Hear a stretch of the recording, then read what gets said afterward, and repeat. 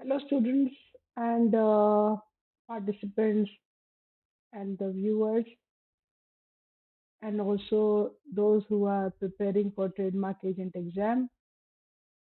Because this particular video is prepared for those candidates who are actually opting for the trademark agent exam 2023. आपको पता ही होगा कि IPR office ने trademark agent का exam बहुत सालों के बाद फिर से ओपन किया है और इसके साथ साथ उन्होंने पेटेंट एजेंट के भी एग्ज़ाम्स के विंडो को ओपन किया है। 31 तक उसका डेट है फॉर्म भरने का। अगर जिन्होंने नहीं भरा है और उन्हें इंटरेस्ट है तो प्लीज़ आप लोग भर लीजिए और अप्लाई कर दीजिए, बिकॉज़ ये एक बहुत अच्छा ऑप्शन है।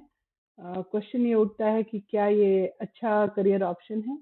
तो मैं इसका आपको जवाब देना चाहूँगी और मुझे ऐसा लगता है कि मैं जवाब देने के लिए लायक हूँ, इसलिए क्योंकि मैं ट्रेडमार्क एजेंट भी हूँ और मैं पेटेंट एजेंट भी हूँ और साथ-साथ में मैं अटॉर्नी भी हूँ, तो मैं ट्रेडमार्क और पेटेंट की अटॉर्नी भी हूँ। इसके अलावा मैं एकेडमिशियन हूँ, मैं एक प्रोफ़ेसर हूँ, मैं टीचिंग प्रोफ़ेशन में हूँ फॉर लॉ स्टूडेंट्स। तो मैं आपको इसका एक होलसम व्यू दे सकती हूँ, क्योंकि मैंने कई सालों तक प्रैक्टिस भी किया था, but because of certain changes मैंने अपना करियर चेंज किया है। तो ये एक अच्छा ऑप्शन है। एक तो इसमें ये इसका स्कोप बहुत बड़ा हो गया है, इसलिए बड़ा हो गया है क्योंकि अभी हमारा ट्रेड बाहर भी हो रहा है और उसके अलावा एंटरप्रेन्योर्स बहुत ज़्यादा हो गए हैं, जिनको अपनी एक प्रोप्राइटरी राइट्स चाहिए होती है। तो इसमें एक मैं कहूँ तो इसमें मेहनत कम है और आपको एक नीश एरिया है और आपको पैसे भी अच्छे मिलते हैं। तो why not go for this option? You have to only pass an exam और उसके बाद you will become a certified person to apply for it. Even though आप अगर लॉ में नहीं हैं तो भी आप ट्रेडमार्क एजेंट बन सकते हैं और आप उसके लिए फाइलिंग कर सकते हैं अगर आप ये एग्ज़ाम पास कर लेते हैं। तो मैंने चेक किया, बहुत वीडियोस तो है नहीं इसके लिए और जिनको इंटरेस्ट है उनको ये किस तरह से समझने की ज़रूरत है, ये रिक्वायर्ड है जैसा एग्ज़ाम्स में पूछते हैं इसके। तो ये मुझे बताने की इच्छा हो रही थी, तो मैंने ये स्टार्ट किया है video. You can always like go through it, prepare कीजिए। तो मैंने आज से स्टार्ट किया है और in coming weeks and with in a month, क्योंकि इसका एग्ज़ाम मई में होना है, तो मैं कोशिश करूँगी कि 1-2 महीने के अंदर मैं इस टॉपिक को पूरी तरह से कंप्लीट कर सकूँ। इसके अलावा मैं पेटेंट के लिए भी तैयारी कराने के लिए, पेटेंट एजेंट के तैयारी कराने के लिए मैं उसके भी वीडियोज़ बनाऊँगी। तो those who are interested in both of them please go through it. कुछ लोगों ने जो इसके लिए अप्लाई किया है, कई ऐसे भी हैं जिन्होंने दोनों के लिए अप्लाई किया है। तो मेरे एक स्टूडेंट ने मुझे बताया कि दोनों के लिए अलग-अलग मेल आईडी क्रिएट करना पड़ा, बिकॉज़ अगर एक कर लिया है तो दूसरे के लिए वो अप्लाई करने के लिए ओपन नहीं होता है, तो यू कैन डू दैट। इसके अलावा भी मैं मुझे बहुत सारे ऐसे चीज़ें छोटी-छोटी पता है, तो मैं आपको वीडियोज़ के साथ-साथ में बताती जाऊँगी। बट आज के लिए हम लोग एक कर्सरली समझते हैं कि रिक्वायरमेंट क्या है एक एजेंट की। लाइक जब हम लोग किसी ने अगर अपना कुछ ट्रेड स्टार्ट किया है तो उसके उसके उसको डिस्टिंग्विश्ड बनाने के लिए, लोगों में अपनी एक पहचान बनाने के लिए उसका एक नाम देता है, एक उसकी डिजाइनिंग करता है, उसको ट्रेडमार्क कहते हैं। वो कई तरह के हो सकते हैं, कई बार नाम नहीं होते, सिर्फ कॉम्बिनेशन ऑफ कलर्स होते हैं या फिर एक सिर्फ डिवाइस होता है, जैसे फॉर एग्जांपल नाइकी का टिक है एंड सो ऑन। तो वो सारे उनके जो नाम है, जो उनका ट्रेड है, उनको डिस्टिंग्विश करता है। तो उसको उसको सेफगार्ड करना ज़रूरी है, क्योंकि कई बार ऐसा होता है कि कोई और इसका मिसयूज़ कर सकता है। आपका जो कंज़्यूमर है, जो आपके प्रोडक्ट्स को जानता है, उसको वो मिसयूज़ कर सकते हैं। तो इसके लिए वो सेफगार्ड करने का one of the means is to get it registered. तो रजिस्टर करने के लिए उनको फाइलिंग करनी पड़ती है। जो ओनर है वो कर सकते हैं खुद से, बट उनके झंझट ज़्यादा होते हैं। तो generally they go for an agent to do that या फिर an attorney to do that. तो वहाँ पर जब आप एजेंट बन जाएँगे तो आप फीचर करेंगे, you can he can come to you, she can come to you, they can come to you, और आप कह सकते हैं कि वो आपको लाएँगे, अपने मार्क को दिखाएँगे, बताएँगे तो उनकी 2-3 चीज़ें आपको जाननी पड़ती हैं कि किस तरह का उनका बिज़नेस ऑर्गेनाइज़ेशन है, किस तरह से उनको उसको उन्होंने रजिस्टर किया है, क्या मार्क है, किस चीज़ के लिए मार्क है। कई बार एक पर्टिकुलर मार्क वो 2-3 अलग-अलग तरह के बिज़नेस के लिए करते हैं, तो वहाँ पर आपको क्लास समझना पड़ता है कि किस क्लास में है और उसको वो फाइल करना पड़ता है। फिर आपको चेक करना पड़ता है क्या उससे सिमिलर या रिलेटेड या कंटेन्स या starts with the similar mark, तो योर मार्क है या नहीं है। तो वो इसका प्राइमा फेसी आइडिया है इस पर्टिकुलर वर्क का as a trademark agent. This is the act which you have to actually study for the exam, और ये इम्पोर्टेंट एक्ट है क्योंकि मेनली सारे क्वेश्चन इसी के अंदर से आएंगे, से बाहर से नहीं आएंगे। तो मैं आपको जब स्टार्ट करूंगी तो मैं एक एक करके इसके टॉपिक्स एक्सप्लेन करना शुरू करूंगी, और मैं इन द एंड आपको ये भी बताने की कोशिश करूंगी कि इससे किस तरह के क्वेश्चन आ सकते हैं। पर मानकर चलिए कि ये एक्ट है और इस एक्ट के बाहर कुछ आना नहीं है, तो ये आपके लिए एक्ट इम्पोर्टेंट हो जाता है। If you don't have it please buy it. अगर नहीं खरीदना चाहते हैं तो ये ऑनलाइन भी उपलब्ध है, आईपीआर के वेबसाइट पे भी पूरी तरह से ये उपलब्ध है। अब लेटेस्ट अपडेटेड वर्जन भी आपको मिल जाएंगे, तो you can go there, download it, or you can, whenever you are working on it, you can open it and you can study it. वो क्वेश्चंस बहुत डिफिकल्ट तो नहीं पूछते हैं, उसमें पैटर्न है कि रिटन भी है और थोड़ा सा एक वाइवा भी है। Again those are very cool people, वो बहुत ज़्यादा इशू नहीं करते हैं, आपको बहुत अच्छे से करेंगे। बस यही होता है कि बहुत लोग अप्लाई कर रहे होते हैं तो भीड़ ज़्यादा होती है, तो थोड़ा लंबा रुकना पड़ता है। मैंने अपना एग्ज़ाम बॉम्बे में दिया था, तो मैं उनके जो मेन सेंटर है वहाँ पर मैंने दिया था। बाकी ऐसे मेरे ख्याल से कोलकाता वगैरह में भी इसके एग्ज़ाम के सेंटर हैं, तो आप भी चेक कर लो, whatever is suitable for you. तो ट्रेडमार्क जो है इसको अगर मैं डिफाइन करूं तो नेम इटसेल्फ एक्सप्लेन कर रहा है कि है क्या, आपका मार्क फॉर योर ट्रेड, जैसे होती है ना पहचान, आपके ट्रेड की वो एक पहचान है। तो जैसे मैं अगर नेस्ले बोलूं तो आप इमीडिएटली समझते हैं कि वो क्या बेचते हैं। और मैं इसलिए ना बोलूँ, अगर मैं सिर्फ आपको उसके वो दिखाऊं, लोगो दिखाऊं, डिवाइस दिखाऊं, तो भी आप समझ जाएंगे कि वो क्या बेचते हैं, क्या करते हैं। तो वो नेस्ले ने अपनी पहचान बनाई हुई है, not because of its mark but because of its product. तो प्रोडक्ट उनका है, ये पहचानने के लिए हमें वो मार्क की जरूरत पड़ती है। तो this is what this particular word explains. तो अगर मैं आगे बढ़ूँ तो देखिए, these are the things which we will be discussing in our coming weeks and month. और इसके अलावा भी मैं कुछ और बताऊंगी आपको। तो let's start with the other portions. क्या है मीनिंग इसका? बहुत सिंपल मीनिंग है। हालांकि इसको जो एक्सप्लेन किया है, तो एक्ट में भी एक्सप्लेनेशन हुई है इसकी। So a trademark or a mark is a distinctive sign or indicator of some kind which is used by an individual। जैसे एक इंडिविजुअल भी प्रोपराइटर बन सकता है, या फिर उसने शॉप एक्ट में डाला है, या फिर वो अभी सोच रहा है कि मैं बिजनेस करूंगा तो मैंने उसको प्रपोज टू बी यूज करके डाला हुआ है। वैसे भी वो कर सकता है, ऐसे किसी को मना ही नहीं है कि तुम्हारा बिजनेस तो है नहीं, तुम क्या चीज के लिए इसको रजिस्टर करोगे। तो individual can also do it. Business organization, जैसे कि आ, कोई भी ऑर्गेनाइजेशन हो सकती है, लाइक सोल प्रोप्राइटरशिप है, ओपीसी है, कंपनी है, पार्टनरशिप है, कोई भी बिजनेस एंटिटी जिसको लीगलाइज्ड हो वो, है ना, वो इसको अप्लाई कर सकता है for this particular mark.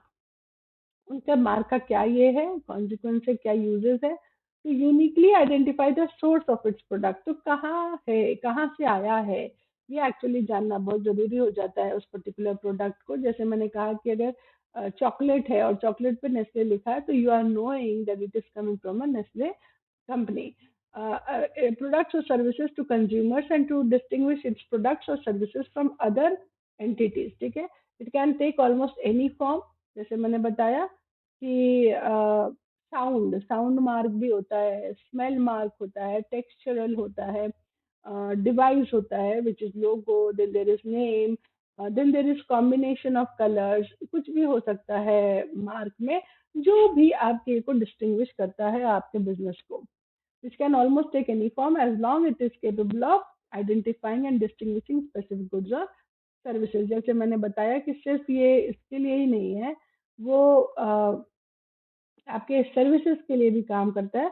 Like 1 to 35 class जो है वो गुड्स है, and beyond that till 45 it is actually services. अगर आप इस तरह के मार्क में ये देखते हैं, टीएम देखते हैं, तो आप टीएम से समझ जाते हैं कि अभी उन्होंने फाइल किया है।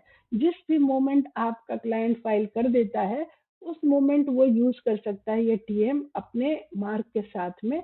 दैट मीन्स कि वो अभी इन प्रोसेस है और इन फ्यूचर उसको रजिस्ट्रेशन मिल सकता है। ऐसे हम जनरली हम लोग यहाँ यूज नहीं करते हैं, पर करना है तो आप कर सकते हैं for the service, and or is definitely for the registered trademark. Uh, तो ये अगर मैं कहूँ कि क्या होते हैं ये ट्रेडमार्क्स, तो देखिए आप यहाँ पे ये देखिए, अगर इन सबों को आप देखते हैं तो आप इमीडिएटली समझ जाते हैं कि ये क्या है, मतलब किससे रिलेटेड है, राइट। तो it can be anything, for example it can be a name, किसी का नाम भी हो सकता है, जैसे कि दोराब जी है ना, या फिर वो वर्ड हो सकता है, फॉर एग्जांपल बाटा, और for example any other things which you can say. Phrase हो सकता है, जैसे आई एम लविंग इट, है ना। लोगो हो सकता है विच इज द सिंबल, है ना, which you can see over here. Image हो सकता है, साउंड हो सकता है, combination of any of these elements भी हो सकता है। इसके अलावा कुछ नॉन कन्वेंशनल मार्क्स हैं, ये क्वेश्चंस पूछे जा सकते हैं for the non conventional marks, ये हम लोग डिस्कस करेंगे हमारे फ्यूचर वीडियोज में। विजिबल साइंस भी हो सकते हैं, लाइक कलर्स हो सकता है, moving images, holograms, all those things. Non visible भी, for example smell, texture, taste, है ना, ये सब भी हो सकता है। किसी व्यक्ति का खुद का फोटो भी हो सकता है, फॉर एग्जांपल KFC। तो अगर मैं कहूँ कि ट्रेडमार्क का काम क्या है, तो ट्रेडमार्क का काम सिंपल अगर सेंस में समझें, तो जो कंज्यूमर है, कंज्यूमर के लिए जरूरी है कि वो ये जो प्रोडक्ट उठा रहा है अपने हाथ में खरीदने के लिए या लेने के लिए, तो वो ये समझ पाए कि किस सोर्स से आया है, ठीक है।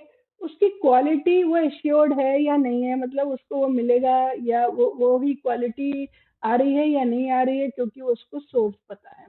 उसके अलावा आइडेंटिफाई करने के लिए अगर दो प्रोडक्ट रखे, फॉर एग्जांपल मैगी रखा है काउंटर पे और स्नैक पैक रखा है, अगर आप देखेंगे तो दोनों का combination of colours is similar, तो आपको ये लगना चाहिए कि भैया वो येलो कलर का है और ग्रीन के साथ उसका कॉम्बिनेशन है रेड के साथ, तो आप पहचान तो पाएँ कि वो मैगी है या स्नैक पैक है, तो आइडेंटिफाई कर सकते हैं। फॉर एडवर्टाइजिंग पर्पस आप कई बार आप देखेंगे कि कुछ ऐसे ब्रांड्स हैं जो इतने फेमस हैं कि जिनको बोलने की ज़रूरत नहीं पड़ती। फॉर एग्जांपल नाइकी है, अगर उसका टिक दिख रहा है तो आपको समझ में आता है कि वो नाइकी है। तो एडवर्टाइज़ करने के लिए वो यूज़फुल हो जाते हैं। तो Cadbury India limited and others versus Neeraj food products जो है, इसमें उन्होंने बताया था कि इसका क्या यूज़ है। The spirit, intendment, and purpose of trademark legislation is to protect the trader as well as consumers against the dishonest adoption of one's trademark by another with the intention of capitalizing on the attached reputation and goodwill. तो goodwill अभी हम लोग discuss करेंगे। वैसे मुझे लगता है कि बेसिक टर्म समझ में आने की बात है कि गुडविल होता क्या है, पर गुडविल के बारे में यहाँ पे डिस्कशन होती है ट्रेडमार्क एक्ट में बहुत ज़्यादा, तो हम लोग उसको भी डिस्कस करने वाले हैं। अगर हिस्टोरिकल एस्पेक्ट समझें तो बहुत सिंपल है कि पहले से भी ये था। ऐसा नहीं था कि ये ट्रेडमार्क जो है वो आज ही आज उठ के आया है। ऐसा नहीं है, पहले से भी था, और इनफैक्ट आईपीआर उतना ज़्यादा, बाकी चीज़ें उतनी ज़्यादा फोरे में नहीं रही होंगी जितना ट्रेडमार्क रहा होगा, क्योंकि business was always there, not only in India but in the world. तो इंडिया में भी उसका एक प्रोमिनेंस था। तो अगर मैं आज़ादी के पहले की बात करूँ तो आपको ये बात पता है कि सारे जो एक्ट्स आए थे, लॉज थे, वो मोस्टली इंस्पायर्ड थे फ्रॉम द ब्रिटिशर्स। अभी भी बहुत सारे लॉज ब्रिटिशर्स एरा के ही हमारे साथ चले आ रहे हैं। तो उसमें उस वक्त थे रजिस्ट्रेशन एक्ट 1875, जो कि इंग्लैंड में हुआ और यहाँ पे आया। उसके बाद 1940 में आया ट्रेडमार्क्स एक्ट, जो कि अगेन इंग्लैंड का था। यूके ट्रेडमार्क्स एक्ट 1938, उसी के सिमिलर प्रोविजंस थे फॉर द ऑब्वियस रीजंस। और उसके बाद ट्रेडमार्क से मर्केंडाइज मार्क्स एक्ट जो है वो आया, और ये जो है उनको सारे प्रोविजंस को जो रिलेटेड टू ट्रेडमार्क्स थे इन अलग अलग सेक्शंस, फॉर एग्जांपल आईपीसी में, सीआरपीसी में, सी कस्टम्स एक्ट में, उन सबको मिला के उन्होंने एक जगह कर दिया था। बट बाद में क्या हुआ कि आपको पता है कि ट्रिप्स आया, तो ट्रिप्स जो है उनको उसको हमने कंप्लाई किया है और हमारे बहुत सारे चेंजेस उसी के हिसाब से हुए हैं आईपीआर के लॉज में। तो क्योंकि हम सिग्नेटरी हैं, हम year means the country signatory है, तो हम उसको साइन किए और हमारे हमने भी बहुत सारे चेंजेस अपने आईपीआर लॉज में किए, ट्रेडमार्क एक्ट में भी उसी तरह से चेंजेस हुए हैं। और उसके अलावा कुछ जजमेंट्स हुए हैं जिनको हमने इम्प्लाई किया है, हमने माना है और हमें हमने लॉज को उसी हिसाब से चेंजेस किया है। इंडिया में इसको industrial policy and promotion under ministry of commerce and industry देखता था। और इसमें पहले तो controller general of patent state design and trademark जो है वो उसकी स्टेट्यूटरी बॉडी है जो उसको एडमिनिस्टर करती है। ये पहले था डीआईपीपी, अब इसको चेंज करके किया गया है department for promotion of industry and internal trade. As I told you, it deals with the mechanism of registration, है ना, protection and prevention from fraudulent trademarks। तो कई बार ऐसा पता नहीं किसी के साथ हुआ है या नहीं हुआ है, कमेंट सेक्शन में जरूर बताइए। मेरे साथ तो कई बार ऐसा होता था पहले, बाद में जब मैं पढ़ने लगी तो मुझे भी एहसास हुआ कि ये हो सकता है। लाइक एक कंपनी का मैं प्रोडक्ट सोच रही हूँ कि मैं वो ले रही हूँ और ऐसी पैकेजिंग कर रखे हैं या फिर ऐसे मार्क बना रखे हैं जो कि very similar to the thing which I want to buy, और मैं गलत प्रोडक्ट उठाकर ले आती थी जिसका मुझे बाद में अफसोस भी जरूर होता था। So we will discuss the definition which has been given in the this particular book. As I told you, what does it mean? What does it say in the definition? Trademark means a mark capable of being represented graphically, okay, and which is being capable of distinguishing the goods or services of one person from those of others, and may include क्या क्या हो सकता है। तो ये include शब्द है, तो इंक्लूड शब्द समझते ही आप समझ जाते हैं कि इसमें और भी चीजें ऐड हो सकती हैं। ऐसा नहीं है कि ये यहीं पे खत्म हो गया, अब कुछ और इसमें ऐड नहीं हो सकता। तो इसमें इसके अलावा भी मतलब इसका स्कोप जो है वो एग्जॉस्टिव इन नेचर नहीं है, इसमें और भी इंक्लूड किया जा सकता है विथ टाइम। तो include shape of goods, packaging, combination of colours. तो आप जोमेटो वगैरह से जब कुछ मंगाते हैं तो आप देखेंगे कि ऊपर में उन्होंने सेलो टेप जो लगाया है वो जोमेटो का लगाया, या अमेजोन से मंगाते हैं तो अमेजोन ने सर्विसेज दी है आपको, तो सर्विसेज के लिए भी उनको पैकेजिंग जो वो ये बना सकते हैं। हालांकि आपका प्रोडक्ट कोई और कंपनी का हो सकता है जिसका अपना पैकेजिंग होगा, तो उनकी पैकेजिंग अंदर में है, बट बाहर से इन्होंने सर्विसेज दी है तो वो उसके पैकेजिंग में वो दे रहे हैं, तो दैट इज नॉट फ्रॉड, ठीक है। A mark can include a device, brand, heading, label, ticket, name, signature, word, letter, numeral, for example, at 69. Shape of goods, for example, bottle of Coca-Cola. Packaging or combination of colors, for example, MSN का जो आपने देखा होगा colors, ठीक है। तो अगर मैं इसको शॉर्ट शॉर्ट में कर दूं तो यहाँ पर कहा जा सकता है कि ये मार्क है, इसको ग्राफिकली रिप्रेजेंट कर सकते हैं। और ये काम क्या है इसका, capable of distinguishing the goods और services of one person from the other, ठीक है। तो ये जो है मार्क को भी डिफाइन किया गया है in this particular trademark act which includes device, brand, heading, label, ticket, name, signature, word, letter, numeral, shape of goods, packaging or combination of colors or combination thereof. So we will stop over here और हम लोग दूसरा video बनाएंगे to continue with this, क्योंकि बहुत लंबा video हो जाता है तो हम भी बोर हो जाते हैं सुनते सुनते, हम चाहते हैं कि हम नेक्स्ट क्लास में कुछ और सुने, इजंट इट, बिकॉज ये कहते हैं कि 20 मिनट्स का लाइफ स्पैन जो है हमारा ब्रेन को एक्टिव रहने का होता है और फिर हम डेविएट करने लगते हैं। तो we will discuss it in our next next lecture, okay, जब मैं नेक्स्ट वीडियो डालूंगी। Thank you.